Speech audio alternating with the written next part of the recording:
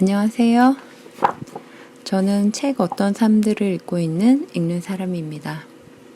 지난 한 주 어떻게 지내셨나요? 날이 아주 빠르게 금방 샥 추워졌는데 다들 감기는 안 걸리고 건강하게 잘 계신가 모르겠어요. 네, 저는 잘 지내고 있습니다. 지난 시간에 대전에 있는 거울 고양이 쉼터 읽어드리는 걸 마무리했는데요. 그리고 난 다음에 거울 고양이 쉼터 관련해서 하나 더 뭔가 읽어드리겠다고 했었죠. 제목은 대전에도 고양이 쉼터가 있어요 라는 제목입니다. 글 먼저 읽기 전에 그때를 잠시 복기를 해보자면 제가 11월에 갔었던 걸로 기억을 해요. 2018년 11월에 갔었는데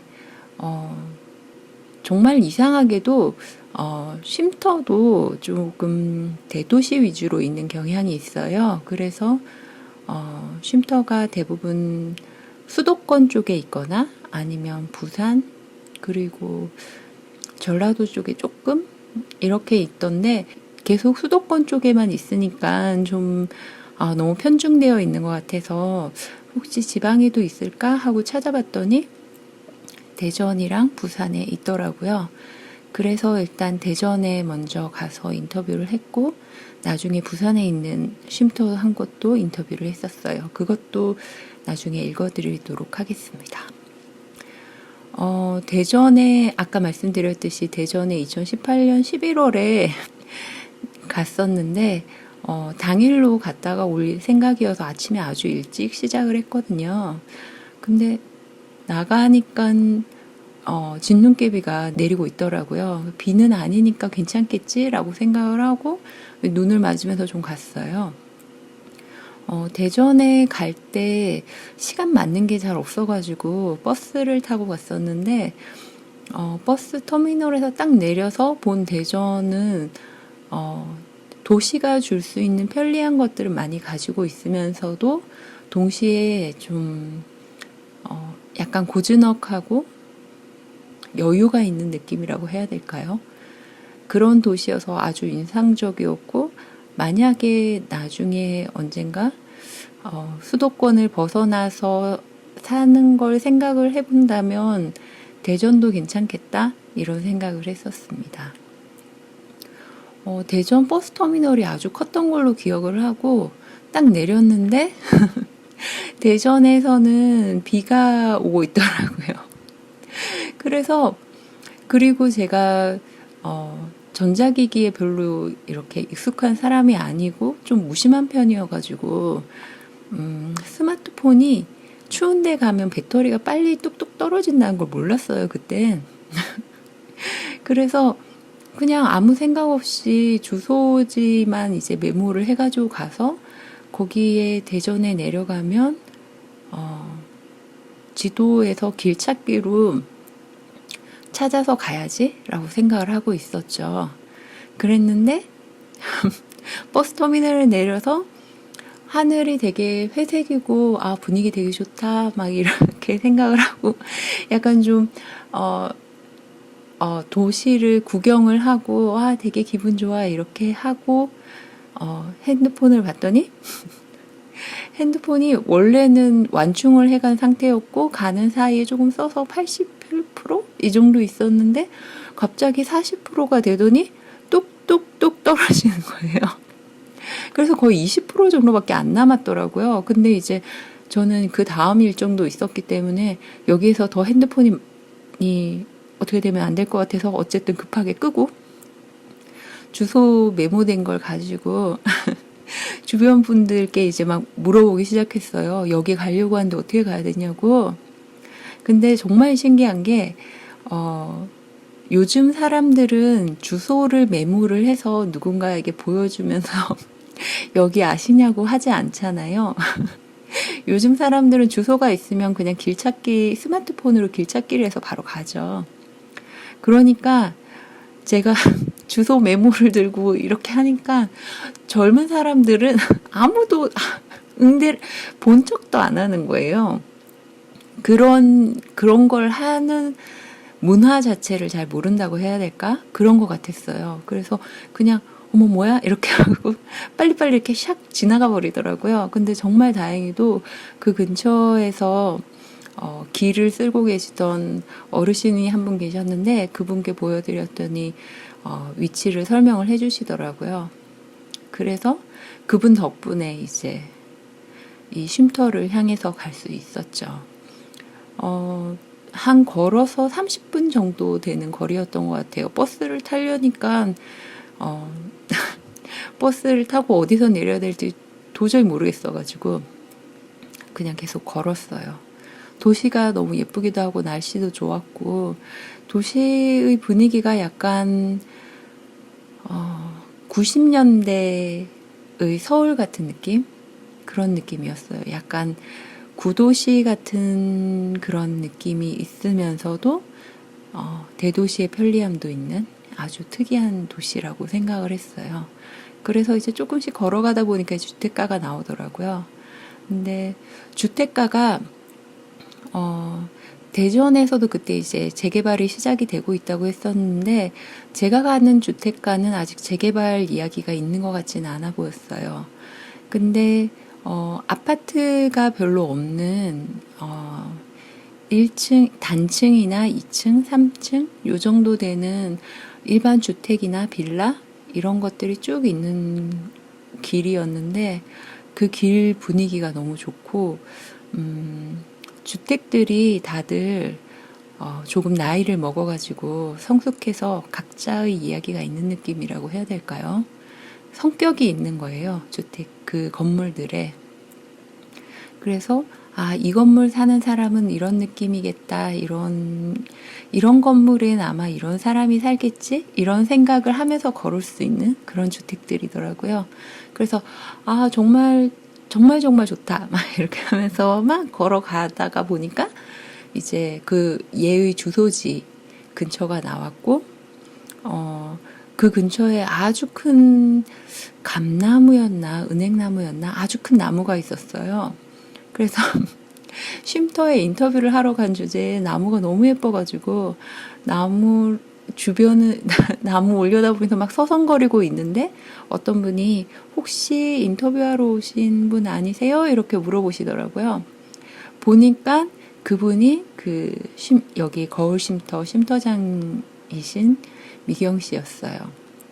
미경 씨가 제가 인터뷰 간다고 해서 10시쯤에 제가 10시에서 11시 사이쯤에 도착했던 것 같은데 저 때문에 약간 일찍 오셔가지고 쉼터를 정리를 하고 저를 기다리고 계셨더라고요.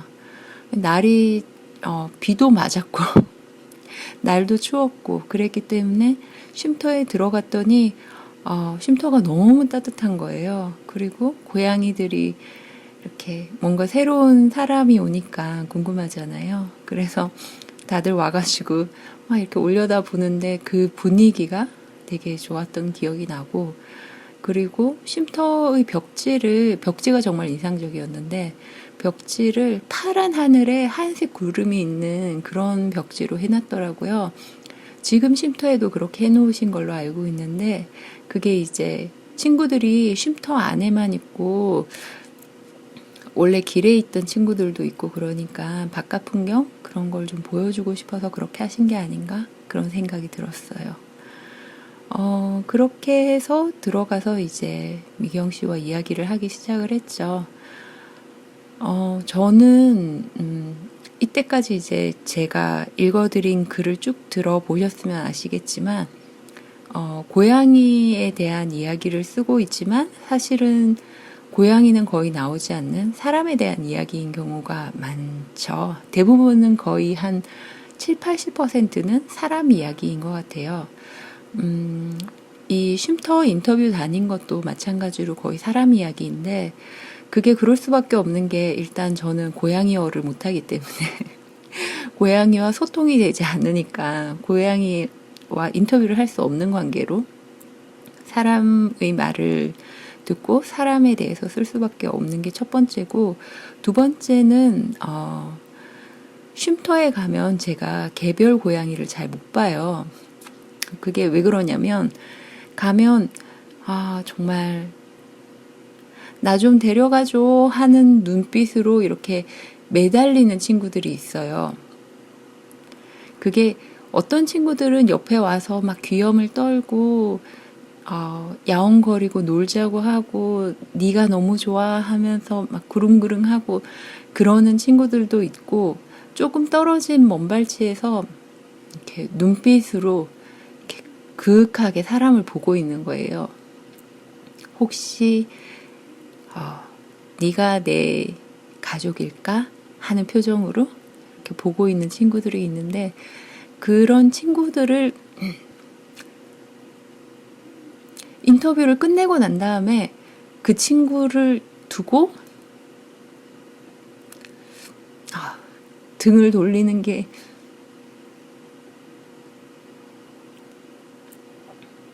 너무 마음이 아프더라고요. 그래서 쉼터에 가면 아마 그 쉼터에서 저랑 인터뷰한 분들은 되게 이상하다고 생각했을지도 모르겠는데, 저는 고양이들한테 그냥 전체에게 안녕은 하지만 개별 고양이에게 예쁘다, 귀엽다 그런 거는 잘 못하겠더라고요. 여기에도 이 대전 쉼터 갔을 때도 그랬어요. 가서 앉으니까 이제 미경 씨랑 제 주위로 친구들이 몰려와가지고 이렇게 서로 관심을 받으려고 그렇게 하는 친구들도 있었고, 약간 떨어진 데서 이렇게 다소 느긋한 척 하면서 이렇게 이야기하고 있는 걸 가만히 바라보는 친구들도 있더라고요. 그랬는데 그 친구들에게 그 친구들이 개별 서사도 묻지 않았고 이름도 묻기가 너무 힘들더라고요. 그래서 저 친구들이 제발 가족들을 만나서 저 눈빛과 감정을 교환을 하는 사람이 있었으면 좋겠다. 그 경험을 하고 이 친구들이 세상을 떠나면 좋겠다. 그런 생각을 했던 기억이 납니다. 그러면 이제부터 읽어보겠습니다. 대전에도 고양이 쉼터가 있어요. 처음과 지금이 다르지 않고 거짓이나 과장 없이 있는 그대로 모두 진실을 보여주겠다는 의지로 운영 중인 4년차 고양이 쉼터를 찾았다. 대전 대덕구에 있는 거울 고양이 쉼터이다. 한 사람을 동력으로 돌아가는 세상. 2014년부터 지금까지 거울 고양이 쉼터는 미경 씨와 함께 깨어난다. 아침 7시에 그녀가 들어서면 쉼터의 50여 마리의 고양이가 깨어나 우르르 현관에 모인다. 잠시 인사를 한 뒤 어질러진 쉼터를 치우고 고양이 뒤처리도 한다. 철장에 격리된 아프거나 행동 문제가 있는 친구들을 따로 살피는 일까지 마치면 시계바늘은 오전 11시 언저리에 가 있다. 그러면 헤어져야 할 시간이다.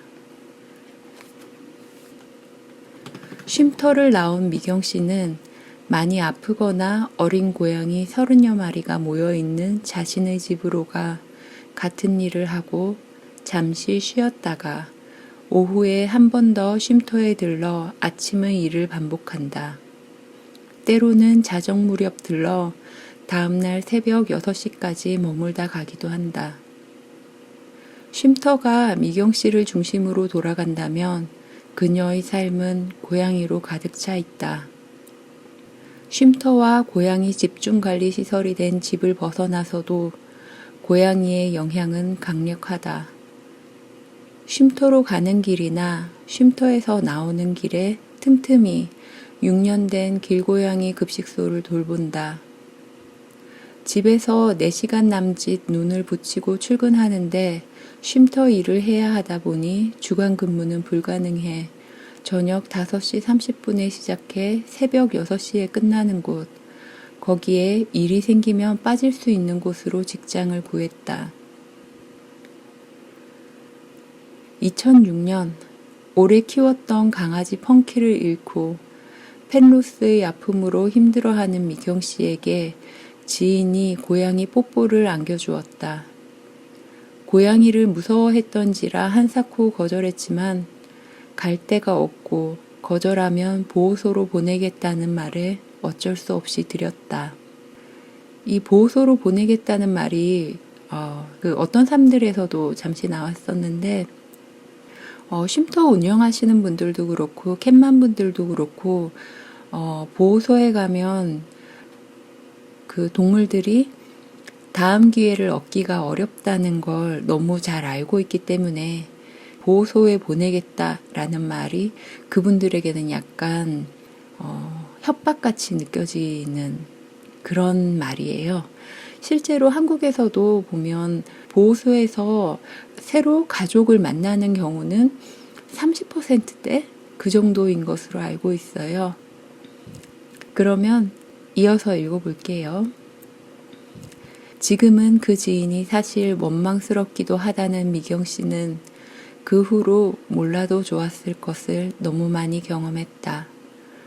다수의 배고른 길고양이와 아프고 다친 고양이, 무책임한 동물 유기인, 손가락이나 입으로만 구조하는 사람, 그리고 대출. 금세 상환할 수 있을 거라 생각하고 시작했는데 어느새 받을 수 있는 한도까지 다 대출을 받은 상태라고 미경 씨는 담담하게 말했다. 그것은 구조가 아니다. 도와주는 사람이 한 줌이라면 도와달라는 사람은 한 트럭이라는 말이 미경 씨와 같은 구조활동가의 상황을 잘 표현할 수 있으리라. 입양 문의를 받기 위해 카톡 아이디를 공개해 두었지만 그쪽으로 오는 연락의 상당수가 구조 요청이다. 어디에서 아픈 고양이를 봤는데 자신은 아무것도 해줄 수가 없지만 어떻게 해야 하지 않겠냐는 은근한 부탁부터 쉼터하는 사람이라면 당연히 와서 구조해야 하는 것 아니냐는 황당한 요구까지 겪었다. 처음에는 거절을 못해 쩔쩔맸지만 몇몇 사건을 겪으며 단단해졌다. 그중 하나가 지인의 구조 요청이었다. 다리가 꺾인 데다 사람도 전혀 따르지 않는 고양이 구조 부탁을 뻔히 보이는 고난에도 거절하지 못했다. 미경 씨 몫으로 오롯이 남은 돌봄 노동과 비용 정산보다 더 힘들었던 것은 고양이 자체였다. 방을 하나 따로 주고 넓은 철장 안에서 돌봤지만 고양이는 무엇이 불편한지 밤낮 없이 울었다. 혹시 환경을 바꿔주면 나을까 싶어 요청자인 지인에게 일주일 임보를 부탁했다. 그러나 돌아온 대답은 거절이었다. 이유를 물었더니 자신의 두 반려묘가 스트레스 받을까 걱정되어서라고 했다. 그럼 우리 집은? 분노나 생각이 끼어들 틈도 없이 그 질문이 바로 튀어나왔다. 그러나 바뀌는 것은 없었다. 그 후로도 비슷한 일은 많았다. 한참을 지켜본 듯 병의 초기부터 중기, 말기까지를 다 알고 설명할 수 있는 사람이 동영상이나 사진을 찍어 어쩌죠? 라며 보내곤 했다. 미경 씨는 왜 처음에 포획을 하든 사진을 찍든 해서 근처 동물병원으로 가 상담 후 직접 치료해주지 않는지, 왜 자기들이 하지 않고 이미 85마리나 건사하며 병원 비제 허덕이는 자신에게 연락하는지, 초기에 대응하지 않고 왜 병을 키우는지 모르겠다고 했다. 사진을 보내고 구조 요청을 하고 쉼터 앞에 데려다 놓는 것이 좋은 일이라고 생각하는 사람이 있다. 그것이 무언가 한 것이라고 생각하는 사람도 있다. 하지만 미경 씨는 단호히 말한다. 그것은 구조가 아니라고. 자신에게 버거운 일이라면 누구에게나 그렇다. 세상 그 누구도 캣맘이나 구조활동가로 태어나지 않는다. 그러니 누구나 캣맘이나 구조활동가가 될 수 있다. 처음과 다르지 않게 숨김없이 모두 거울처럼. 입양 공고가 뜬 쉼터의 고양이는 기본검진, 항체검사, 예방접종, 중성화까지 모든 준비를 마치고 새 가족을 기다리고 있다. 이들을 가족으로 맞기 위해 필요한 것은 입양계약서와 책임비 20만 원. 쉼터로 오는 사람도 있지만 데려다 달라는 사람도 있다. 그럴 때면 아이를 안아들고 서울을 제외한 1시간 거리의 가정으로는 언제든 달려갔다. 때로는 KTX를 타고 서울로 가기도 했다.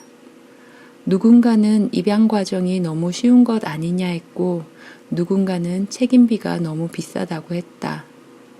쉬운데 비해 입양 속도는 더디고 비싸다고 하기에는 한 생명을 구조해서 치료하고 돌보는 데 들어간 비용에 현저히 못 미친다. 그래서 미경 씨는 그저 한 문장으로 모든 답을 대신한다. 와서 직접 보세요.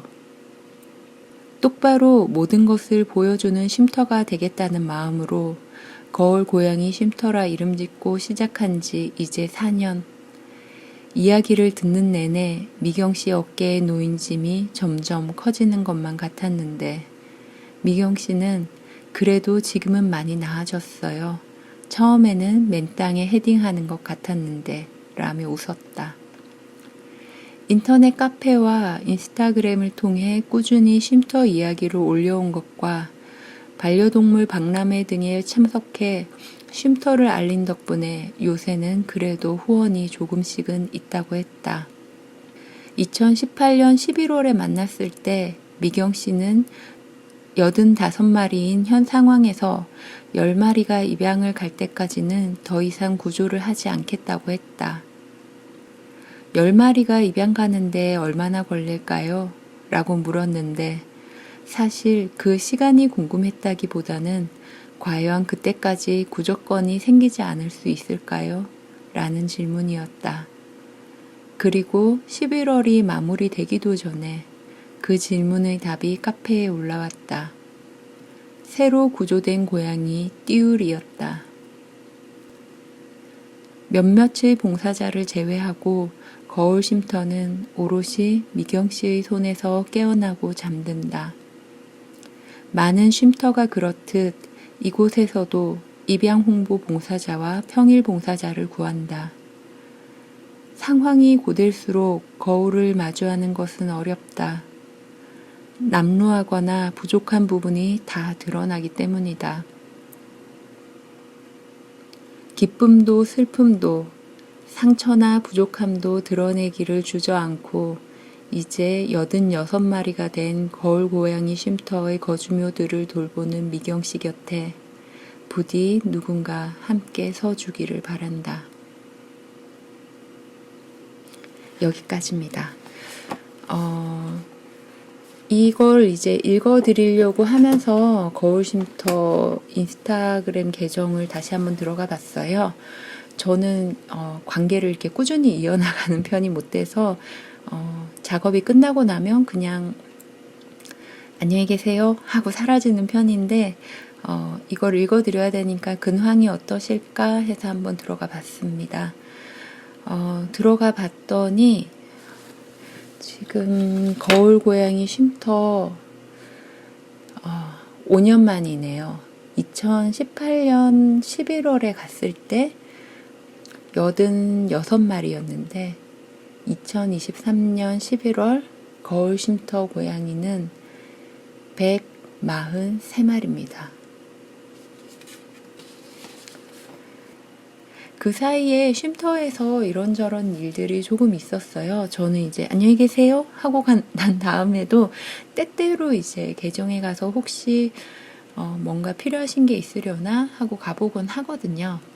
따로 개인적으로 연락을 드리진 않지만 그래서 저도 막 아주 여유가 있는 편은 아니니까 그냥 가끔 여유가 될 때, 눈먼 돈이 들어올 때, 그럴 때 조금 뭔가를 보내거나 이렇게 후원자들 틈에서 이렇게 쇽 보내곤 하는데 지난번에는 한번 쉼터 근처에서 화재가 있어가지고 쉼터 이전을 하신 일도 있었고 그 사이에 미경 씨의 건강도 좀 더 나빠지셨고 그렇게 됐습니다.